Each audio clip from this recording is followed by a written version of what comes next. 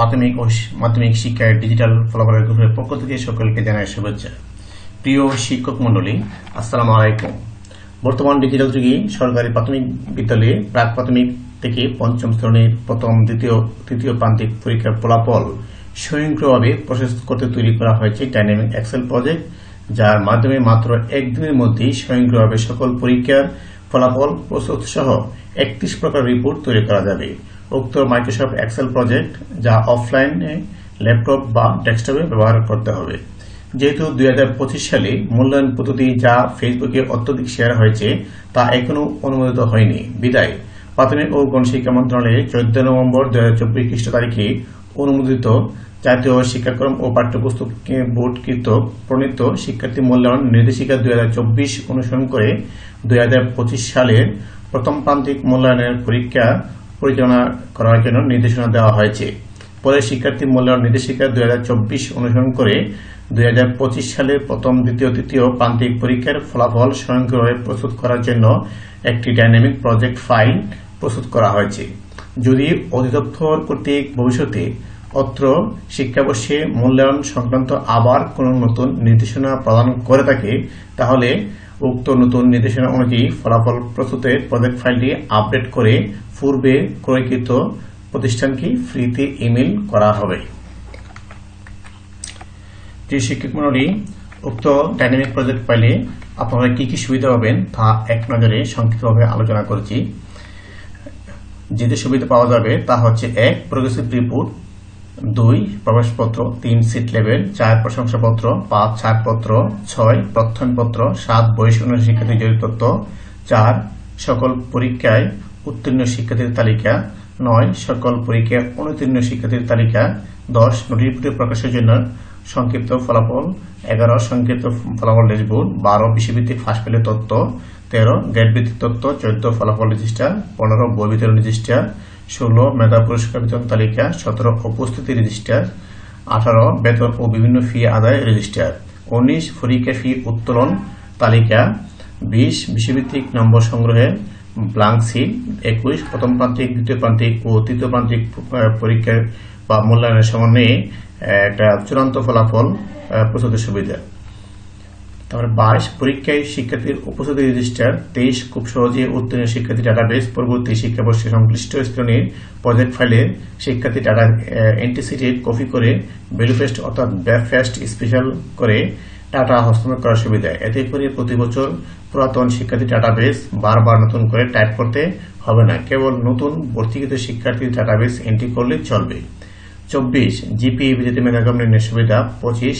মোট নম্বরের ভিত্তিতে মেধাক্রম নির্ণয়ের সুবিধা, 26. এক বিষয় বা একাধিক বিষয় পর্যন্ত ফেল শিক্ষার্থীদের প্রমোশন দেওয়ার অপশন দেওয়া হয়েছে। একাধিক বিষয়ে ফেল শিক্ষার্থীদের প্রমোশন দেওয়া হলে তাদের মেধাক্রম সকল বিষয়ের উত্তীর্ণ শিক্ষার্থীদের নিচে আসবে। এভাবে এক বিষয়ের ফেল শিক্ষার্থীর মেধাক্রম এর নিচে 2 বিষয়ের ফেল শিক্ষার্থীর মেধাক্রম স্বয়ংক্রিয়ভাবে নির্ণয় হবে। সর্বোচ্চ 5 বিষয় পর্যন্ত ফেল শিক্ষার্থীদের পরবর্তী শ্রেণীতে প্রমোশন দেওয়ার ব্যবস্থা এই ডাইনামিক প্রজেক্ট ফাইলে সংযুক্ত করা হয়েছে। 27. ফেল বিষয় সংখ্যা লাল রঙের হয়ে যাবে, ফলে কোন বিষয় ফেল করেছে তা অতি সহজেই বোঝা যাবে। 28. বিষয়ের নাম, বিষয়ের পূর্ণ নম্বর কাস্টমাইজ করার সুবিধা, পরীক্ষার বিষয়ে কম বেশি করার সুবিধা। 29. সবকিছু সহজে মেমোরি বা ফ্যান ড্রাইভ বা গুগল ড্রাইভে সংরক্ষণ করা যাবে। 30. শিক্ষার্থী ডাটাবেস সিটে শিক্ষার্থীর বয়স যদি উক্ত শ্রেণীর সর্বনিম্ন নির্ধারিত বয়সের কম হয় তাহলে যেমনটি লাল দেখাবে। একটি বিবিধ সুবিধা যা প্রজেক্ট ফাইলে যুক্ত হয়েছে তা আপনার প্রজেক্ট ফাইলে ওপেন করলে দেখতে পারবেন। তো ডিয়ার ভিউয়ার্স, আমার কাছে যারা প্রজেক্ট ফাইল নেবেন, আমি আপনাদের একটা ইমেইলে বা হোয়াটসঅ্যাপে একটা লিঙ্ক দেবো। লিঙ্ক থেকে ডাউনলোড করার পর ঠিক এরকম একটি জিপকৃত ফাইল পাবেন। জিপকৃত ফাইলটির উপর মাউসের রাইট বাটন ক্লিক করে এক্সট্রাক্ট ফাইলে ক্লিক করবেন, তাহলে ফাইলটি আনজিপ হওয়ার জন্য একটা ডায়লগ বক্স আসবে, তখন ওকে ক্লিক করবেন, তাহলে ফাইলটি খুব দ্রুত আনজিপ হয়ে যাবে। দেখুন ফাইলটি আনজিপ হওয়ার পরে আরেকটি নতুন ফোল্ডার ক্রিয়েট হয়েছে। আমি এখন এই নতুন ফোল্ডারের ভিতরে যখন ডাবল ক্লিক করবো দেখবো কতগুলো ফাইল আছে। তো ডিয়ার ভিউয়ার, এই এক্সেল ফাইলগুলো আপনার ওপেন করার জন্য আপনার কম্পিউটার বা ডেস্কটপে যে সফটওয়্যার থাকতে হবে তা হচ্ছে অফিস 2016 অফিস 2019 অথবা অফিস 2021 এই আপডেট অফিস প্রোগ্রাম থাকলে আপনারা এই ফাইলগুলো ওপেন করতে পারবেন এবং কাজ করতে পারবেন। আর যদি আপনার কম্পিউটারে এই আপডেট অফিস 2016, 19 অথবা 21 না থাকে, তাহলে আপনারা বাজার থেকে 30 থেকে 40 টাকা দিয়ে অফিস প্রোগ্রামের সিডি কিনে আপনারা পুরাতন অফিস প্রোগ্রামটি আনইনস্টল করে নতুন অফিস প্রোগ্রামটি ইনস্টল করে দিলে চলবে। ডিয়ার ভিউয়ার্স, আশা করি আপনারা বুঝতে পেরেছেন। তো এখন আমি যে কোনো একটি ক্লাস ওপেন করব। আমি যেহেতু প্রত্যেকটা ক্লাসে শিক্ষার্থী ডাটাবেস এবং মার্ক এন্ট্রি করা আছে, যেহেতু ভিডিওটি আমি দীর্ঘায়িত করতে চাই না এবং অল্প সময় ভিডিওটি আমি শেষ করতে চাই, এই জন্য আমি ক্লাস 3 ফাইলটি সর্বপ্রথম ওপেন করব। যেহেতু এটা একটা 3.5 MB ফাইল, প্রত্যেকটা ফাইলের সাইজ, এই জন্য ফাইলগুলো ওপেন হতে কমপক্ষে 30 সেকেন্ড থেকে 35 সেকেন্ড সময় লাগবে। এই জন্য আপনারা ধৈর্য সহকারে ওয়েট করার জন্য অনুরোধ করছি। দেখুন, ফাইলটি ওপেন হতে 30 সেকেন্ড সময় নিয়েছে। যখন ফাইলটি সম্পূর্ণভাবে ওপেন হবে তখন আপনার যে কার্সরের যে চিহ্নটা প্লাস চিহ্ন ধারণ করবে।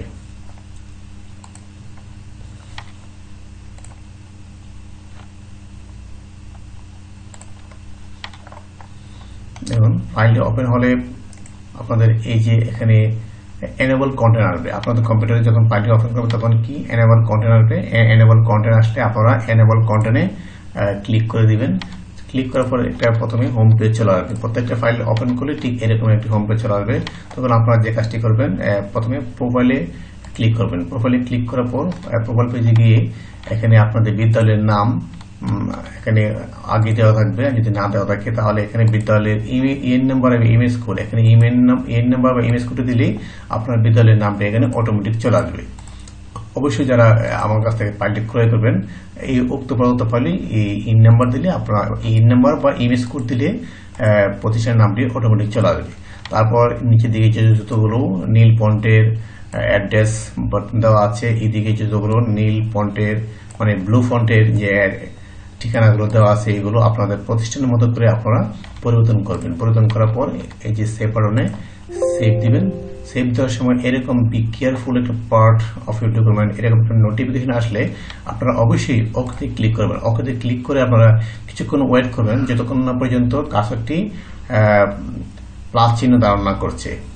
আর যদি এর আগে যদি ক্রস করে দেন তাহলে ফাইলটি সম্পূর্ণভাবে সেভ হবে না। পরবর্তীতে কাজ করার পর সেভ দিলে তখন সেভ ইজ লেখা আসবে। কাজেই যতক্ষণ পর্যন্ত সেভ দেওয়ার সময় যতক্ষণ পর্যন্ত মাউসের পয়েন্টারটি প্লাস চিহ্ন ধারণ না করবে ততক্ষণ পর্যন্ত আপনারা ওয়েট করতে হবে। এখন দেখুন পয়েন্টারটি প্লাস চিহ্ন ধারণ হয়েছে, তাই বোঝা হচ্ছে যে ফাইলটি সেভ হয়েছে। এখন আমি হোম বাটনে ক্লিক করে হোম পেজে চলে যাচ্ছি। এবার সর্বপ্রথম যে কাজটি করতে হবে, আমার এখানে শাখা ক থেকে হ পর্যন্ত একটি পরিষেবা দেওয়া আছে। যদি আপনারা চান যে শাখাটা আপনারা পরিবর্তন করবেন তাহলে ইউনিকোড ফন্টে বিজয় ইউনিকোড আপনারা সিলেক্ট করবেন। এখানে যে বিজয় ইউনিকোড শাখাটা চেঞ্জ করতে গেলে ইউনিকোডে আপনারা এখানে টাইপ করে দিবেন। এটা যেহেতু বিজয় ইউনিকোড নিউরোপিয়ান ফন্ট এখানে সিলেক্ট করে দেওয়া আছে। তারপর আসি এদিকে যে শিক্ষার্থী সংখ্যা, এগুলি যখন শিক্ষার্থী ডাটাবেসে আমরা এন্ট্রি দিব তখন অটোমেটিক এখানে শিক্ষার্থী সংখ্যা হ্রাস বৃদ্ধি পাবে।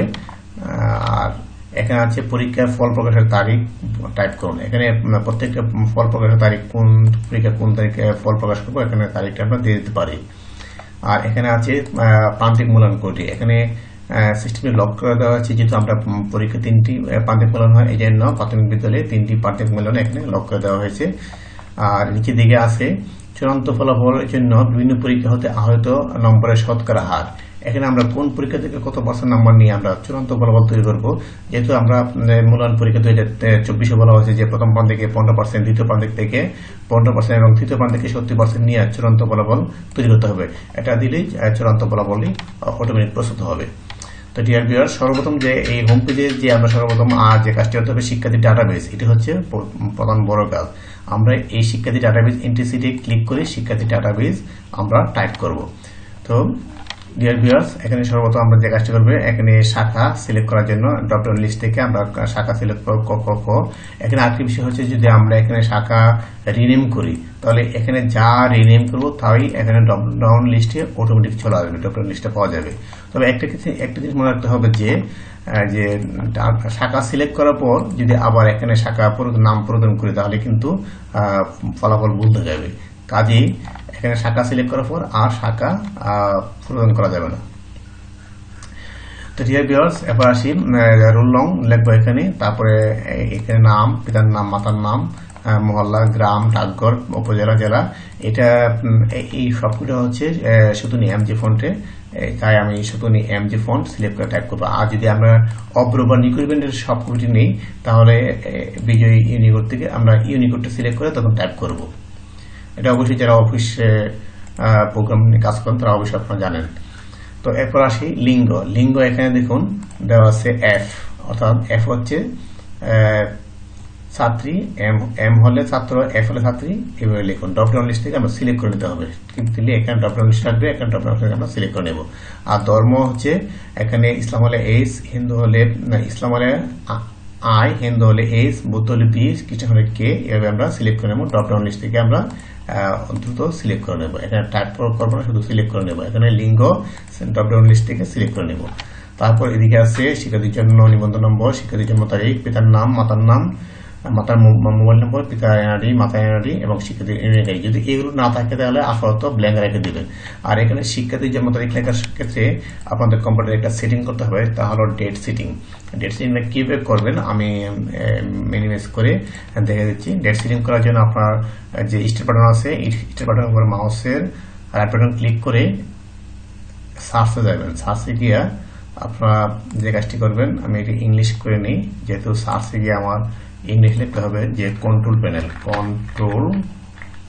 কন্ট্রোল প্যানেল লিখলে আপনার এখানে কন্ট্রোল প্যানেলটি চলে আসবে। অর্থাৎ আমরা কন্ট্রোল প্যানেল যাওয়ার পর আমরা যে কাজটি করবো, এখানে clock and language and reason এর নিচে চেঞ্জ ডেট, টাইম আর নাম্বার ফরম্যাটে আমরা ক্লিক করব। ক্লিক করার পর দেখুন একটি বক্স আসবে। এই বক্সে আমরা যে কাজটি করবো, ইংলিশ ইউনাইটেড কিংডম এই লেখাটি যদি না থাকে আপনারা সার্চ করে ইংলিশ ইউনাইটেড কিংডম লেখা আসবে। যদি ইউনাইটেড স্টেট থাকে তাহলে আপনারা করবেন কি, সার্চ করে ইংলিশ ইউনাইটেড কিংডম এই লেখাটি ইংলিশ ইউনাইটেড কিংডমটা সিলেক্ট করে দেবেন। তারপরে এখানে শর্টকাটে $/M/ এখানে চারটে ওয়াই থাকতে হবে। থাকার পর আপনারা সিলেক্ট করার পর এখানে অ্যাপ্লাই দিয়ে ওকে দিয়ে ক্লিক করবেন, তাহলে ডেট সেটিং হয়ে গেল। এই ধরনের ডেট সেটিং একটা কম্পিউটার শুধু একবারই করতে হবে, বারবার করার প্রয়োজন নাই। তো এবার চলে আসি আমাদের মূল প্রজেক্টে। এখন আশা করি এখানে প্রত্যেকটা একজন শিক্ষার্থীর প্রত্যেকটা কলামের তথ্য আপনারা এখানে এভাবে এডিট করতে পারবেন। সঠিকভাবে এডিট হলে এখানে শিক্ষার্থীর বয়স এবং কোথায় এবং সংখ্যায় তার বর্তমান বয়স কত এবং শিক্ষার্থীর জন্ম তারিখ কোথায় এখানে অটোমেটিক লেখা আসবে। আর একটা বিষয় হচ্ছে যে আমরা লিখতে গিয়ে যদি কোনো ভুল করি, এই ভুল করলে মানে এক্সট্রা কোনো সিডি যদি যখন আমরা ভুল করি, ভুল করলে কখনো আমরা কাট করবো না। অর্থাৎ যদি কাট করি তাহলে লিঙ্ক নষ্ট হয়ে যাবে এবং ফলাফল ভুল দেখবে। ধরি আমি একটা এক্সাম্পল হিসেবে ধরি, এই যে 25 যে রুল, এই রুল এখানে আমরা লিখছি তারিকুল ইসলাম, এই লাইনটি এক লাইন নিচে যাওয়ার কথা, কিন্তু আমরা ভুল ক্রমে এই রুতে লিখে ফেলছি। তো আমরা এটা কিভাবে নিচে দেবো, এখানে কোনো সময় কাট করে নেব না। আমরা কি করবো, আমরা কপি করে ভ্যালু পেস্ট করে আমরা এক রু নিচে চলে আসবো। যেমন আমরা এই লাইনটাকে আমরা এক রু নিচে আনার জন্য নিচে সেলটি সিলেক্ট করবো। সিলেক্ট করার পর মাউসের রাইট বাটন ক্লিক করবো। ক্লিক করার পর যে 1 2 3 এটা হচ্ছে ভ্যালু পেস্ট, এই 1 2 3 তে ক্লিক করলে এটা ভ্যালু পেস্ট হয়ে যাবে। তারপর আমরা উপরের লেখাটি উপরের রোল লেখাটি ডিলিট করে দেবো। তারপর এখানে আমরা নতুন করে লিখতে হবে, তার কোনো সমস্যা হবে না। এইভাবে আমরা এক রো থেকে তথ্য আকৃতিতে হস্তান্তর করতে পারবো। অর্থাৎ আমরা ডাইরেক্ট পেস্ট করবো না, শুধু কপি করে ভ্যালু পেস্ট করবো। আবার ধরি এই লেখাটি আমরা এক রো উপরে তুলবো। কিভাবে তুলবো দেখুন, এখানে সিলেক্ট করে শুধু সিলেক্ট করতে হবে কতটুকু শাখা থেকে আমরা শিক্ষার্থী ইউনিক আইডি যে এই পর্যন্ত আমরা সিলেক্ট করতে পারবো। সিলেক্ট করে আমরা কপি করতে পারবো, কিন্তু যেগুলো লক করা এগুলো যদি কপি করি তাহলে আমরা পেস্ট করতে পারবো না।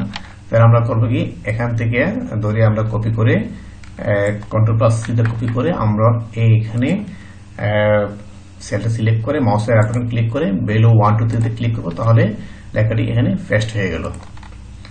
কখনো ডাইরেক্ট পেস্ট করবো না। আর এই এক্সেল এই শিক্ষার্থী ডাটাবেজে আপনার ওয়ার্ড ফাইল থেকে কখনো বা অন্য কোনো ফাইল থেকে কখনো সহজে আপনারা এখানে ডাটা না ডাইরেক্ট পেস্ট করবেন না। যদি পেস্ট করেন তাহলে উক্ত সেলটি লক হয়ে যাবে, পরবর্তী আপনারা টাইপ করতে পারবেন না। তো ডিয়ার ভিউয়ার্স, এই হোম বাটনে ক্লিক করে আমরা হোম পেজে চলে যাচ্ছি। এরপর আসি প্রবেশপত্র বা পরীক্ষার সময়সূচি। এই বাটনে ক্লিক করে আপনারা প্রবেশপত্র বা পরীক্ষার সময়সূচি এখানে টাইপ করতে পারবেন। এখানে দেখুন, এখানে পরীক্ষার নাম টাইপ করে দিবেন, তারপরে নিচে হচ্ছে পরীক্ষার সময়সূচি, মানে কখন থেকে কটা পর্যন্ত পরীক্ষাটা আরম্ভ হবে এখানে টাইপ করে দিবেন। এরপর হচ্ছে তারিখ, এখানে বারটা তারিখ লেখার পর বারটা অটোমেটিক চলে আসবে, আর এখানে বিষয় লিখতে হবে। এখানেও তারিখ দেওয়ার পর বার অটোমেটিক চলে আসবে এবং এখানে বিষয় টাইপ করে দিতে হবে। তো এখানে প্রথম এই একজন শিক্ষার্থী যখন প্রবেশ পত্রে এখানে টাইম সময়সূচি আমরা বিষয় রুটিনটা লিখে দিব, তখন যে নিচে দিকে যতগুলো শিক্ষার্থীর আছে এখানে 50 জন শিক্ষার্থীর প্রত্যেক শিক্ষার্থীর প্রবেশপত্র অটোমেটিক লিঙ্ক হয়ে ক্রিয়েট হয়ে যাবে। এখানে থেকে আমরা শুধু প্রিন্ট করে দেবো। এখানে একটা A4 সাইজ পেপারে দুইজন শিক্ষার্থীর প্রবেশপত্র প্রিন্ট করা যাবে। এখানে মোট 25টা পেজে 1 থেকে 50 জন শিক্ষার্থীর প্রবেশপত্র একসাথে প্রিন্ট করা যাবে। যদি শিক্ষার্থীর সংখ্যা 50-এর উপর হয় তাহলে ড্রপ ডাউন লিস্ট থেকে আমরা এখানে 50 উপর 51 সিলেক্ট করবো, তাহলে 51 থেকে 100 এভাবে ধাপে ধাপে একটা ক্লাসে সকল শিক্ষার্থীর প্রবেশপত্র প্রিন্ট করা যাবে। তারপর আসি ফি আদায়ের তালিকা। দেখুন এখানে খুব সুন্দর একটা ফি আদায়ের তালিকা এখানে উল্লেখ করা হয়েছে। যেহেতু আমরা অনেক সময় পরীক্ষা ফি সংগ্রহ করে থাকি, তাহলে এই তালিকাটা আমরা এখান থেকে প্রিন্ট করে দিতে পারবো। দেখুন এখানে শিরোনামটি এখানে ড্রপ ডাউন লিস্ট থেকে আমরা সিলেক্ট করে আমরা দিতে পারবো যে কোন পরীক্ষায় যেন তৃতীয় প্রান্তিক মূল্যায়ন না প্রথম মূল্যায়ন, এখানে এইভাবে আমরা সিলেক্ট করে দিতে পারবো। তারপরে এখানে আসি যে শাখা, কোন শাখা, এখানে প্রান্তিক লেখা তারিখ উল্লেখ নাই, এটা আপডেট করে দিব। প্রথম প্রান্তিক মূল্যায়নের ফি সংগ্রহ তালিকা এটা উল্লেখ করে দিলে হচ্ছে ভালো হবে। আমি উল্লেখ করা যে মূল প্রজেক্ট পাইলে আমরা এটা উল্লেখ করে দেবো। তো এখানে আছে দেখুন সকল শাখা, এখানে শাখা সিলেক্ট করলে যদি ক শাখা সিলেক্ট করি তাহলে ক শাখার তালিকা এখানে চলে আসবে। যদি হ শাখা সিলেক্ট করি তাহলে হ শাখার তালিকা এখানে চলে আসবে। আর যদি অল সিলেক্ট করি তাহলে সকল শাখার তালিকা একসাথে এখানে চলে আসবে। পুরো হোম বাটনে ক্লিক করে আমরা হোম পেজে চলে যেতে পারি। এরপর আসি সিট লেভেল বা ডেস্ক লেভেল। দেখুন এই বাটনে ক্লিক করলে আমরা পরীক্ষার সময় যে সিট লেভেল প্রত্যেকটা টেবিলে লাগিয়ে দিই, একটা টেবিলে 2-3 করে বসার জন্য আসন ব্যবস্থা করি, এটাই যেন সিট লেভেল লাগে। এই সিট লেভেলও অটোমেটিক রেডি হয়ে যাবে। এখানে যে প্রথম প্রান্তিক মূল্যায়ন দেখা যাচ্ছে পরীক্ষার শিরোনামটি, এটা প্রবেশপত্রে যে শিরোনামটি থাকবে এখানে পরীক্ষার এই নাম শিরোনামটি এখানে অটোমেটিক আর লিঙ্ক হয়ে এখানে চলে আসবে। আর বাকিটুকু সব অটোমেটিক হয়ে যাবে। এখানে শুধু একটা ফেজে 14 জন করে, মোট এখানে ফেজ আছে 4টা ফেজে মোট 50 জন শিক্ষার্থীর লেভেল একসাথে প্রিন্ট করতে পারবেন A4 সাইজ পেপারে। তারপর পরবর্তী শিক্ষার্থী যদি 50-এর উপর হয় তাহলে আমরা 51 সিলেক্ট করবো। এভাবে ধাপে ধাপে একটা ক্লাসের সকল শিক্ষার্থীর তথ্য সিট লেভেল আপনারা প্রিন্ট করে দিতে পারবেন। তারপর আসি নম্বর সংগ্রহের জন্য ব্ল্যাঙ্ক সিট। এখন দেখুন আমরা নম্বর সংগ্রহের জন্য যে ব্ল্যাঙ্ক সিট প্রয়োজন হয়, আমরা পরীক্ষার হাতা মূল্যায়নের শেষে প্রত্যেক শিক্ষক এই ব্ল্যাঙ্ক সিটে তাদের বিষয়ভিত্তিক নাম্বার উঠিয়ে দিবে। পরবর্তী সময়ে আমরা প্রজেক্ট ফাইলে এন্ট্রি দিতে পারবো।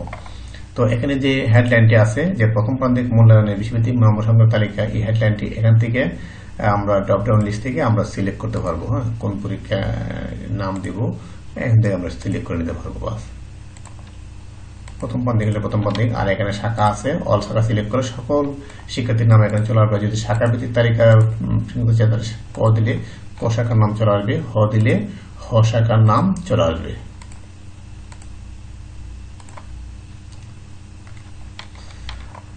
আসি মাসিক উপস্থিতি রেজিস্টার। এই বাটনে ক্লিক করলে দেখুন একজন শিক্ষার্থীর মাসিক উপস্থিতি রেজিস্টার জন্য একটা ফেজ চলে আসবে। এখানে সর্বপ্রথম কার্যদিন, প্রত্যেক মাসের কার্যদিন এখানে উল্লেখ করে সেভ করবেন। সেভ করার পর নিজে থেকে প্রত্যেক শিক্ষার্থীর প্রতি মাসে যে উপস্থিত দিনটা এখানে টাইপ করে দেবেন। দিনটা টাইপ করলে এখানে যে পার্সেন্টেজ চলে আসবে। যেমন এখানে 21 মেনেছে 18 জন আসায় 18 দিন আসায় 86 দিন হয়েছে। যদি আমি 19 দিই তাহলে আরো 1% বৃদ্ধি পাচ্ছে। এভাবে প্রত্যেক শিক্ষার্থী প্রতি মাসের তার উপস্থিতি দিন সংখ্যা উল্লেখ করে দিবেন। এরপরে আসি বেতন ও ফি আদায় রেজিস্টার। দেখুন এখানেও একটা বেতন ও ফি আদায় রেজিস্টার একটি সুন্দর একটা সিস্টেম দেওয়া আছে। এখানে আপনার সর্বপ্রথম যে কাজটা করতে হবে, একজন শিক্ষার্থীর বেতন একক, এটা যেহেতু প্রাইমারি স্কুল নাই, যেহেতু কিন্ডারগার্টেন স্কুলের ক্ষেত্রে প্রযোজ্য, এটা আমাদের প্রয়োজন নাই। এখানে প্রথম মাসভিত্তিক বেতন বা একক বিভিন্ন ফিসের একজনের যে ফিস তা এখানে ধার্য করে দিবেন। তারপর নিচে প্রত্যেকে শিক্ষার্থীর নিকট থেকে কোন মাসের বেতন কত, কোন ফি বাবদ কত টাকা আদায় করা হয়েছে তা উল্লেখ করে দিবেন। আর যদি কাউকে কোনো নির্ধারিত পরিমাণ টাকা মকুব করা হয়, তাহলে যে পরিমাণ টাকা মকুব করা হয়েছে তা এখানে উল্লেখ করে দিবেন। তাহলে একটা ব্যালেন্স চলে আসবে। এরপর আসি পরীক্ষার উপস্থিতি রেজিস্টার। এবার বাটনে ক্লিক করে একটি পরীক্ষায় যে উপস্থিতি রেজিস্টার বা স্বাক্ষর নেওয়ার জন্য শিক্ষার্থীর একটা রেজিস্টার প্রয়োজন হয়, স্বাক্ষর রেজিস্টার, এইটি এখান থেকে প্রিন্ট করে নেওয়া যাবে। আর এখানে হেডলাইনটি ড্রপডাউন লিস্ট থেকে আমরা সিলেক্ট করে নিতে পারবো। আর এখানে শাখা ভিত্তিক, তাহলে শাখা আমরা এখানে সিলেক্ট করব। এখানে আরেকটা জিনিস বলে রাখা ভালো যে উপস্থিতি রেজিস্টারে এখানে যে বিষয়ের নাম এখানে টাইপ করে দিতে হবে, আর নিচে তারিখও এখানে টাইপ করে দিতে হবে। তারিখ লেখার ক্ষেত্রে অবশ্যই প্রথমে 2 সংখ্যা হবে তারিখ, তারপর 2 সংখ্যার মাস, তারপর 4 সংখ্যা হবে সাল। তারপর হচ্ছে জড়িত তথ্য ও বয়স অনুসারে এই বাটনে ক্লিক করলে একটা যখন শিক্ষার্থী ডাটাবেস এন্ট্রি করার পর শেষ হয়ে যাবে, তখন এখানে শিক্ষার্থীর বয়স অনুসারে কোন বয়সের জন্মসাল কত, কোন বয়সের কতজন শিক্ষার্থী বিদ্যালয়ে অধ্যয়ন করে তা এখানে একটা সামারি পাওয়া যাবে। এরপরে শিক্ষার্থীর প্রোফাইল, দেখুন এই বাটনে ক্লিক করলে একটা শিক্ষার্থীর প্রোফাইল একটা দেখা যাবে। যে বিস্তারিত এক নজর দেখার জন্য এই প্রোফাইলটা ব্যবস্থা করা হয়েছে। এখানে 25টা পেজে 50 জন শিক্ষার্থীর প্রোফাইল একসাথে প্রিন্ট করা যাবে। তারপরে পরবর্তী সংখ্যার জন্য এখানে 50 পরে 51 দিবেন, তাহলে 51 থেকে চলে আসবে। এভাবে দেওয়া যাবে 50-50 করে সকল শিক্ষার্থীর প্রোফাইল প্রিন্ট করা যাবে। এরপর আসি যে গুরুত্বপূর্ণ কাজ হলো আমাদের মার্কস এন্ট্রি প্রথম প্রান্তিক মূল্যায়ন।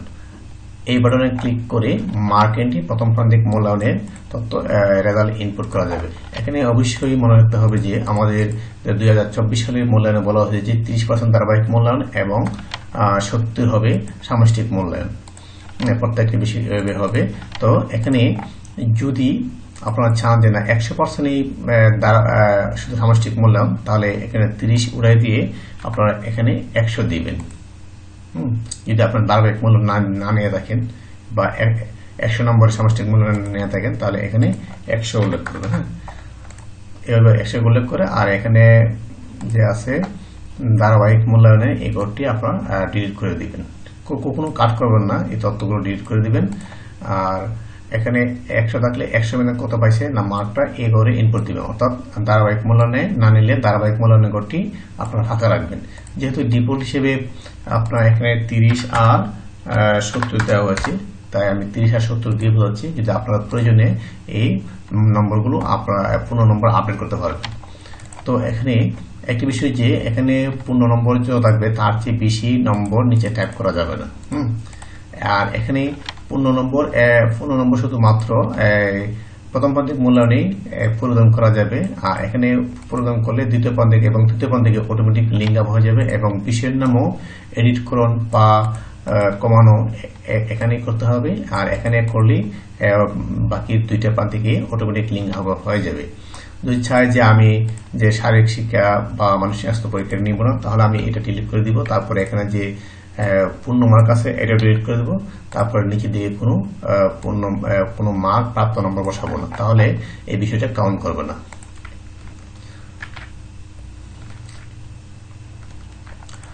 যাই হোক, ঠিক এভাবে মার্ক এন্ট্রি করার পর আমরা দেখতে পাবো যে এখানে যদি কোনো বিষয় ফেল করে তাহলে উক্ত বিষয়ের মোট মার্কটি লাল ফন্টে দেখাবে।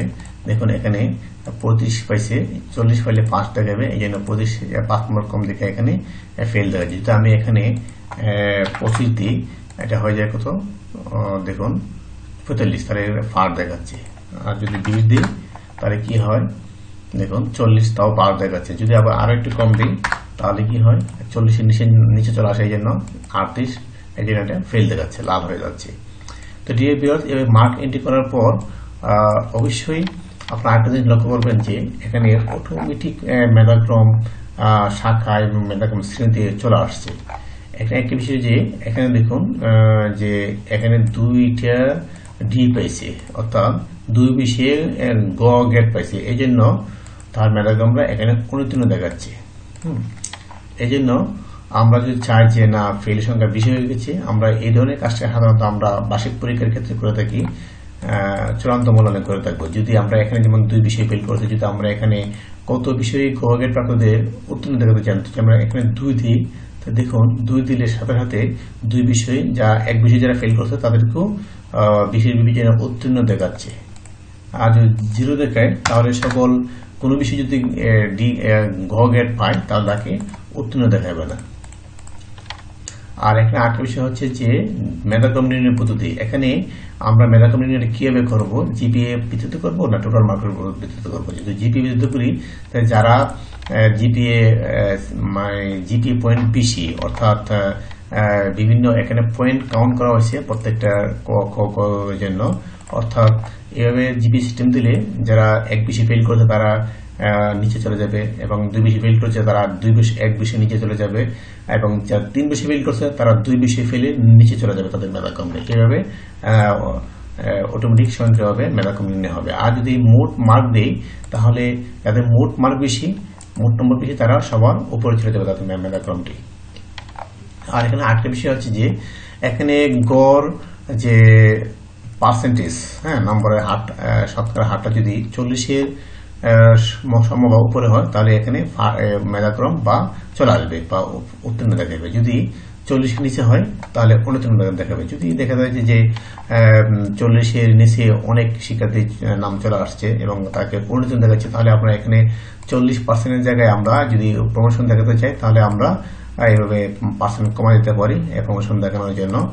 এইভাবে আমরা প্রমোশন হ্রাস বৃদ্ধি করতে পারি। তো অবশ্যই এখানে মনে রাখতে হবে যে এখানে কন্ডিশন হচ্ছে 2টা। 40 এখানে যে পার্সেন্ট থাকবে এই পার্সেন্টের সমান বা ঊর্ধ্ব থাকতে হবে এই পার্সেন্টটা। আর এখানে হচ্ছে যে কত বিষয় পর্যন্ত উত্তীর্ণ দেখাচ্ছেন, তাহলে এখানে এই 2টা কন্ডিশন মিললেই এখানে উত্তীর্ণ দেখাবে এবং মেধাক্রম দেখাবে, নাহলে মেধাক্রম দেখাবে না। এটা একটু সেন্সিটিভ ভাবে আপনারা সুইচ করতে পারবেন। তো আশা করি এটা বুঝতে পারছেন। আর এখানে একটা জিনিস দেই যে মেধাক্রম শ্রেণীতে মেধাক্রম শাখায় যদি আমরা এখানে সিলেক্ট করি যে মেধাক্রম শুধু শ্রেণীতে, তাহলে এখন দেখুন এখানে মেধাক্রম শ্রেণীতে দেখাচ্ছে, মেধাক্রম শাখা দেখাচ্ছে না। আর যদি দেখায় যে শুধু মেধাক্রম শাখায় দেখাতে চাই তাহলে এখানে দেখা যাবে যে মেধাক্রম শাখা দেখাচ্ছে কিন্তু মেধাক্রম শ্রেণীতে হাইড হয়ে যাচ্ছে।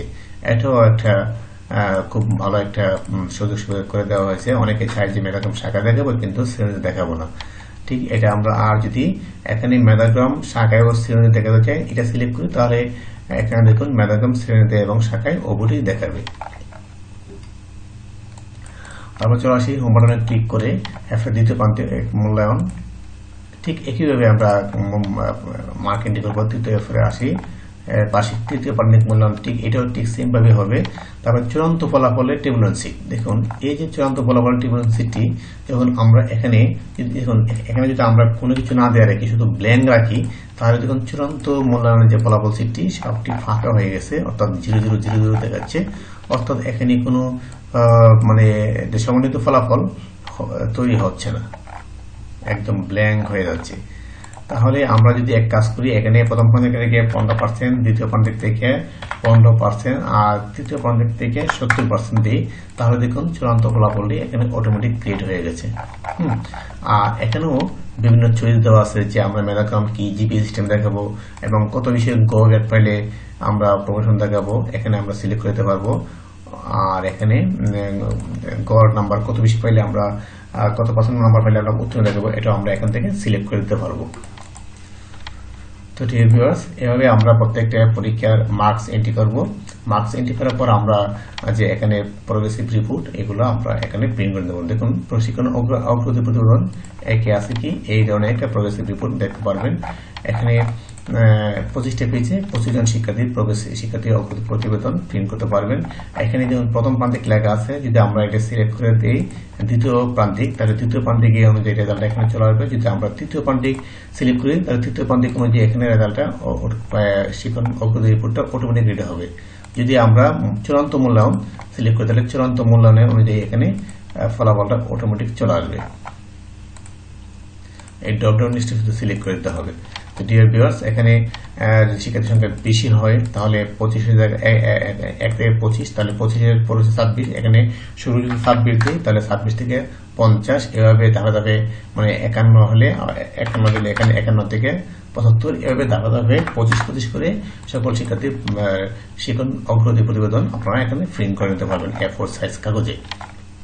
আর এখানে দেখুন যে লোগোগুলো আছে, ইচ্ছা করলে আপনার লোগোগুলো আপনার ডিলিট করে নতুন করে লোগো লাগাতে পারেন। মনে করুন এই লোগোটা আমরা আরেকটা লোগো দিব, তাহলে ইনসার্টে যাব, ইনসার্টে গিয়ে আমরা পিকচারে যাব, পিকচারে গিয়ে আমরা যাব কোথায় লোগো আছে লোগো লোকেশনে আমরা চলে যাব, যে ডেস্কটপ লোগো থাকে ডেস্কটপের লোগো আনবো। যেহেতু এখানে ডেস্কটপের লোগো নাই তখন একটা 1.5 কেজি একটা লোগো আছে, এটা আমরা এটা সিলেক্ট করি। এখানে দেখুন হয় এটা যে একটা প্রগ্রেসিভ রিপোর্ট, এটা কোনো লোগো না, তাহলে আমি ডিলিট করে দিতাম। ঠিক এভাবে লোগো যখন চলে আসবে এখানে তখন টেনে ছোট বড় করে আমরা এবারে টেনে ছোট বড় করে আমরা পজিশন মতো বসাই দিয়ে সেভ করে দেব। দেখুন আমি এটা ছোট বড় করে দিই, এই যে একটু বড় করবে তাহলে এটা হয়ে গেল, সেট হয়ে গেল। ঠিক এইভাবে আমরা নিজেদের লোগো এখানে সেট করতে পারবো। তারপর আসি হোম বাটনে ক্লিক করে হোম পেজে চলে যায়। এভাবে আমরা এখানে শিক্ষণ অগ্রগতি প্রতিবেদন আবার এখানে 3 ধরনের শিক্ষণ অগ্রগতি প্রতিবেদন আছে। আপনার যে কোনটা চান এটি প্রিন্ট, যেটা মন চায় এটা আপনারা প্রিন্ট করতে পারবেন। শিক্ষণ অগ্রগতি প্রতিবেদন 2 কি আছে দেখুন, এখানে আরো সুন্দর করে একটা রিপোর্ট তৈরি করা হচ্ছে।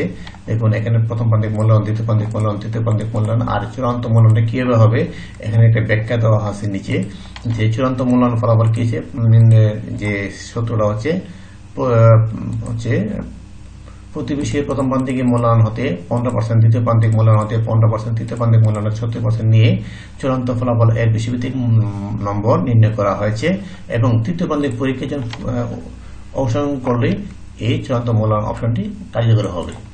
আর এখানে প্রত্যেকটা পরীক্ষায় প্রাপ্ত নম্বর, শতকরা হার, অবস্থানগত মান, ফলাফল, উত্তীর্ণ অনুত্তীর্ণ এগুলো অটোমেটিক এখানে চলে আসবে। এখানেও A4 সাইজ পেপারে 25 জন শিক্ষার্থীর শিক্ষণ অগ্রগতি প্রতিবেদন প্রিন্ট করতে পারবেন। যদি এই বিষয় হয় তাহলে একের জায়গা আমরা 26 দিলেন, তাহলে 26 থেকে 50 এবারে 25 করে সকল শিক্ষার্থীর অগ্রগতির প্রতিবেদন প্রিন্ট করা যাবে। এখানে ইচ্ছা করলে আপনার লোগো ঠিক সেম ভাবে এটাকে ডিলিট করে আপনার ইনসার্ট বাটনে ক্লিক করে পিকচারে গিয়ে লোগো সিলেক্ট করে এখানে আপনারা লোগো ইনসার্ট করতে পারবেন। এরপর আসি শিক্ষণ অগ্রগতি প্রতিবেদন 3। এটা সাধারণত বার্ষিক পরীক্ষার ক্ষেত্রে আপনারা এই প্রগ্রেসিভ রিপোর্টটি প্রিন্ট করে দিতে পারেন। এটা খুব সুন্দর করে এখানে দেওয়া আছে, শুধু খালি প্রিন্ট করে ফেলুন। এখানেও 1 থেকে 25 মানে 25 জন শিক্ষার্থীর প্রগ্রেসিভ রিপোর্ট একসাথে প্রিন্ট করা যাবে।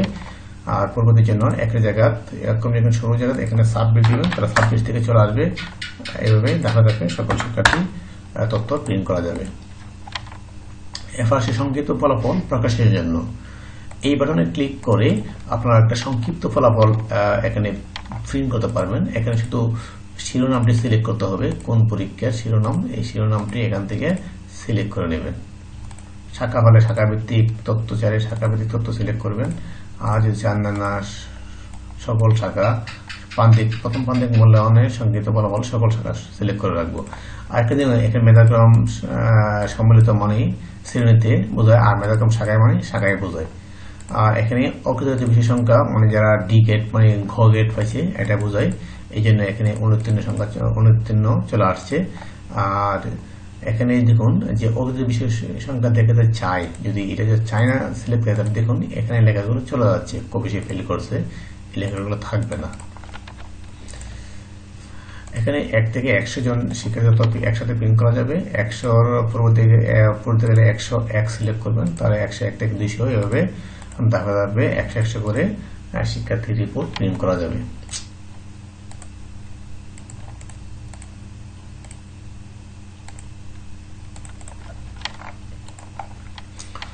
এখন আসি সংক্ষিপ্ত ফলাফল প্রকাশের জন্য 2, যে এই রিপোর্টটা হচ্ছে শিক্ষার্থীর ছাত্রদের নাম, পিতার নাম, মাতার নাম সহ যে একটা সংক্ষিপ্ত উত্তীর্ণ তালিকা এখানে অটোমেটিক পাওয়া যাবে। এখানে যে হেডলাইনটা আছে, এখানে পরীক্ষাটি সিলেক্ট করতে হবে, কোন পরীক্ষা বা কোন পরীক্ষার কোন শাখার তালিকা দেখতে চাই, এখানে সিলেক্ট করলে নামটি অটোমেটিক চলে আসবে। শাখা সিলেক্ট করে শাখার নাম এখানে অটোমেটিক চলে আসবে। তাহলে আমরা সকল শাখা সিলেক্ট করলে সকল শাখা অনুযায়ী তথ্য চলে আসবে এখানে। ঠিক একইভাবে আমরা 1 থেকে 100 জন শিক্ষার্থী এখানে প্রিন্ট করতে পারবো। 1-এর বেশি হলে 100 বেশি হলে আমরা একটা জায়গাতে 101 সিলেক্ট করবো ড্রপডাউন বক্স থেকে। তো হোম বাটন ক্লিক করে আমরা হোম পেজে চলে যাচ্ছি। এরপর আসি ফলাফল রেজিস্টার, এই বাটনে ক্লিক করলে আপনারা এখানে একটা সুন্দর একটা ফলাফল রেজিস্টার পেয়ে যাবেন লিগেল সাইজ পেপারে। এখানে দেখুন যে এখানে কোনো কাজই করতে হবে না, শুধু খালি প্রিন্ট করে নিলে চলবে। দেখুন এখানে খুব সুন্দর একটা, অর্থাৎ প্রত্যেক শিক্ষার্থীর প্রথম প্রান্তিক, দ্বিতীয় প্রান্তিক, তৃতীয় প্রান্তিক এবং চূড়ান্ত ফলাফল একসাথে একটা দেখা যাবে, একসাথে দেখা যাবে, খুব সুন্দর দেখাবে। এখানে বিষয়টা হচ্ছে যে একসাথে 63 জন শিক্ষার্থীর এখানে মোট পেজ হচ্ছে কয়টা, 9টা, অর্থাৎ 9টা পেজে 63 জন শিক্ষার্থীর তথ্য একসাথে প্রিন্ট করা যাবে। যদি শিক্ষার্থীর সংখ্যা বেশি হয় তাহলে 1-এর জায়গা 63 জায়গা আবার পরবর্তীত 64 সিলেক্ট করবো, তাহলে 64 থেকে 126 এভাবে ধাপে ধাপে সকল শিক্ষার্থীর যে ফলাফল সেটি প্রিন্ট করতে পারবেন। এরপর আসি উত্তীর্ণ শিক্ষার্থীর তালিকা, এই বাটনে ক্লিক করে দেখতে পাবেন যে একটা উত্তীর্ণ শিক্ষার্থীর তালিকা। এখানে দেখুন আমরা শুধু এখানে শিরোনামটা সিলেক্ট করব, কোন পরীক্ষায় উত্তীর্ণ তালিকা আমরা দেখতে চাই। এখানে ড্রপডাউন লিস্ট থেকে আমরা শিরোনাম সিলেক্ট করব, যে পরীক্ষার তথ্য দেখতে চাই। শাখা ভিত্তিক হলে শাখা আমরা সিলেক্ট করব, তাহলে শাখা ভিত্তিক তথ্য এখানে চলে আসবে অটোমেটিক। দেখুন শাখা ভিত্তিক তথ্য চলে আসছে অটোমেটিক। তাহলে আমরা অল সিলেক্ট করলে সকল শাখা তথ্য এখানে চলে আসবে। আর ঠিক তেমনি আবার অনুত্তীর্ণ শিক্ষার্থীর তালিকা, এখানে কোন কোন পরীক্ষার্থী অনুত্তীর্ণ ফেল করছে এখানে তালিকাটা এখানে চলে আসবে। আর শাখা হলে শাখা ভিত্তিক, দেখুন শাখা যদি সিলেক্ট করি, ক শাখা কয়জন ফেল করছে, ক শাখা কেউ ফেল করে নাই, এই জন্য নাম ব্ল্যাঙ্ক চলে আসছে। এইভাবে আমরা তালিকাটি বের করতে পারি। দেখুন হ শাখায় এখানে 3 জন ফেল করছে, এই জন্য 3 জনের নাম চলে আসছে। এখানে মূলত 50 জন শিক্ষার্থী তথ্য আমরা একসাথে এখানে প্রিন্ট করতে পারবো। এভাবে ধাপে ধাপে আমরা সকল শিক্ষার্থী তথ্য আমরা প্রিন্ট করে নিতে পারবো খুব সহজেই। এরপর আসি বই বিতরণ রেজিস্টার। দেখুন এখানে খুব সুন্দর একটা বই বিতরণ তালিকা, যে এটা সাল 25 সাল, তাহলে 26 সাল দেখুন এখানে অটোমেটিক চলে আসছে। 26 সালে এই যারা 25 সালে যারা তৃতীয় ছিল তারা 26 সালে কি হবে, 4 হবে। তাহলে 26 সালে ক্লাস 4 এর বই বিতরণ তালিকা এখানে অটোমেটিক চলে আসবে। এখানে বিষয়ের নামগুলো এখানে লিখে দিলে চলবে। আর এখানে যে বিষয়, এখানে দেখুন কোন পরীক্ষা অনুযায়ী প্রমোশন দেবেন, চূড়ান্ত ফলাফল অনুযায়ী না তৃতীয় প্রান্তিক অনুযায়ী। তাহলে তৃতীয় প্রান্তিক হলে তৃতীয় প্রান্তিক সিলেক্ট করবেন ড্রপডাউন লিস্ট থেকে তৃতীয় প্রান্তিক অনুযায়ী। আর চান যে প্রথম প্রান্তিক, তৃতীয় প্রান্তিক এর যে সমন্বয়ের যে ফলাফলটা হয় এটা হচ্ছে চূড়ান্ত ফলাফল অনুযায়ী, তাহলে চূড়ান্ত ফলাফল অনুযায়ী এটা সিলেক্ট করবেন। এখানে 1 থেকে 60 জন শিক্ষার্থীর পরিবর্তন তালিকা একসাথে প্রিন্ট করা যাবে। আর 60 হলে 60-এর কোনো একটা ছবি জায়গায় 60-এর পূর্বে হচ্ছে 60-এর পরে হচ্ছে 61 সিলেক্ট করবেন। এভাবে ধাপে ধাপে প্রত্যেক শিক্ষার্থীর যে বই বিতরণ তালিকাটি প্রিন্ট করা যাবে।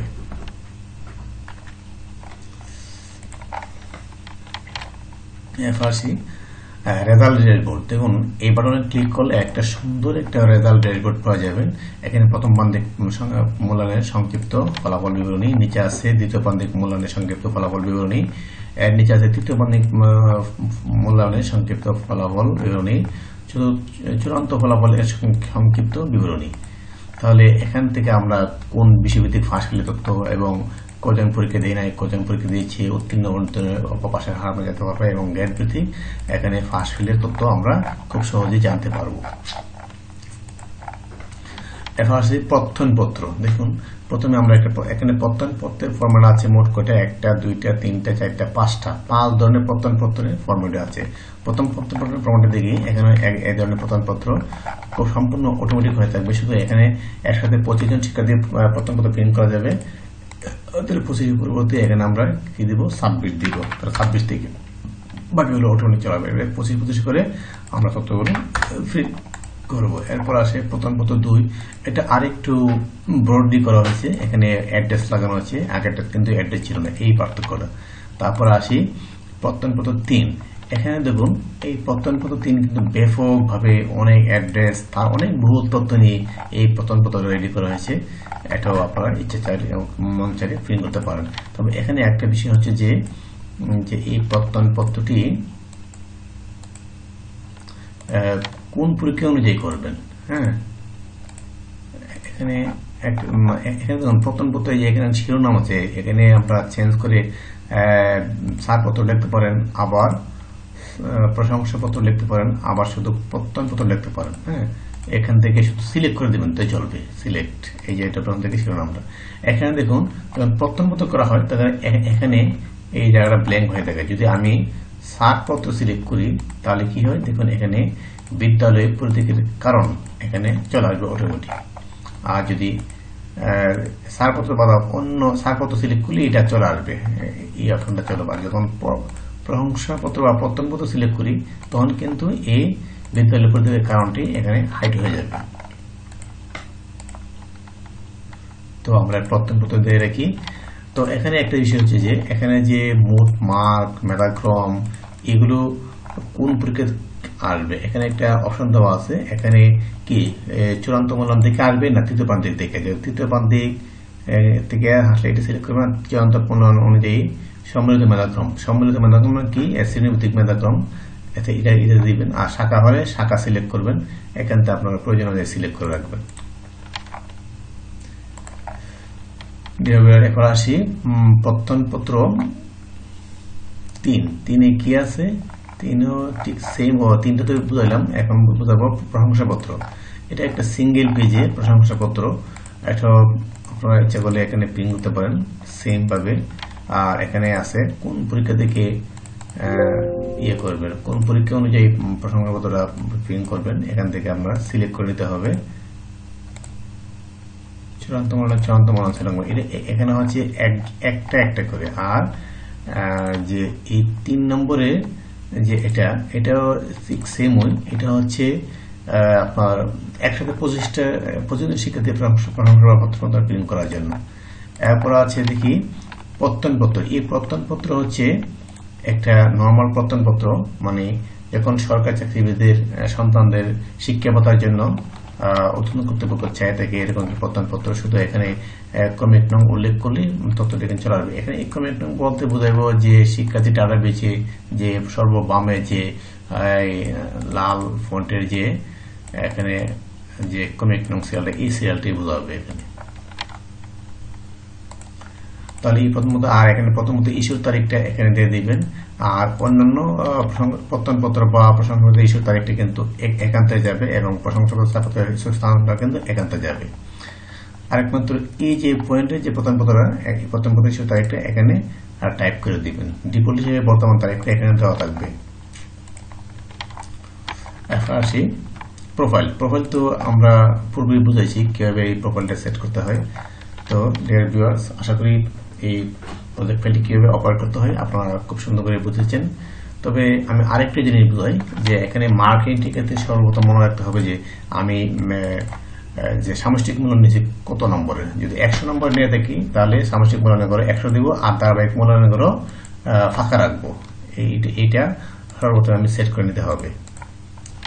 আর যদি ধারাবাহিক মূল্যায়ন 30 নেই আর সামষ্টিক মূল্যায়ন 70 নেই তাহলে ধারাবাহিক মূল্যায়ন 30 আর সামষ্টিক মূল্যায়ন 70 পূর্ণ মার্ক বসে সবগুলো এভাবে সেট করে দিতে হবে। আর যদি কোনো বিষয় পরীক্ষা না নেই তাহলে উক্ত বিষয়ের স্থানটি ফাঁকা রাখবো এবং ধারাবাহিক এবং সামষ্টিক মূল্যায়নের যে 15 নম্বরের ঘরটিও ফাঁকা রাখবো। তো ডিয়ার ভিউয়ার্স, এই ছিল প্রজেক্ট ফাইলের বিস্তারিত খুঁটিনাটি বিষয়। তারপরে যদি কোনো সমস্যা হয় প্রজেক্ট ফাইলটি অপারেট করতে, আমাকে ফোন দিলে হোয়াটসঅ্যাপে আমি সর্বাত্মক সহযোগিতা করব আপনাদেরকে সহায়তা করার জন্য। যদি প্রজেক্ট ফাইলটি আমাদের ভালো লাগে এবং আপনাদের প্রতিষ্ঠানের ফলাফল প্রস্তুত করতে সহায়ক হয়, তাহলে প্রজেক্ট ফাইলটি আমার কাছ থেকে নেওয়ার জন্য অনুরোধ রইল। সে পর্যন্ত সবাই ভালো থাকুন। খোদা হাফেজ।